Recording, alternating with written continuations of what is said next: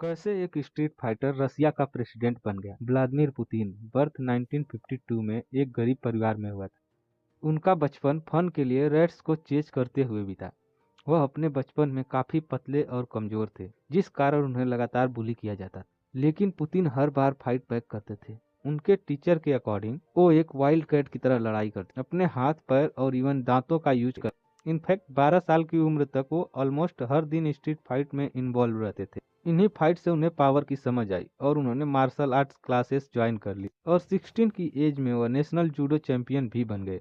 इसी दौरान एक स्पाई मूवी से इंस्पायर होकर उन्होंने स्पाई बनने की ठान ली। 1975 में उन्होंने सोवियत यूनियन की इंटेलिजेंस एजेंसी केजीबी ज्वाइन कर ली। अगले 15 सालों तक उन्होंने एक जासूस के तौर पर अंडर कवर ऑपरेशन और इंटेलिजेंस टैक्टिक्स सीखी। 1991 तक सोवियत यूनियन कोलैप्स होकर अलग अलग कंट्रीज में बिखर गया। पुतिन ने इसे the biggest catastrophe of the century कहा और रसिया को वापस एक सुपर पावर बनाने की ठान ली।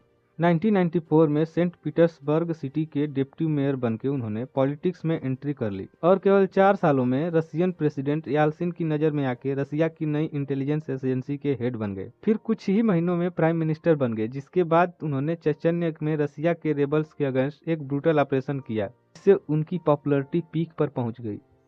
ईयर 2000 में वो इलेक्शन जीत के रसिया के प्रेसिडेंट बन गए, जिसके बाद उन्होंने रसिया में इंडिपेंडेंटली एक्ट करने वाले 89 रीजन को कंसोलिडेट करके 7 डिस्ट्रिक्ट बना दिए और अपने कंट्रोल में ले आए।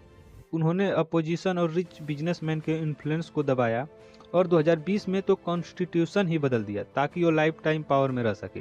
फाइनली 2022 में नेटो और यूक्रेन की बढ़ती क्लोजनेस और अपनी आइडियोलॉजी के चलते उन्होंने यूक्रेन पर अटैक कर दिया और आज करीब 4 साल बाद भी ये वार चल रही है।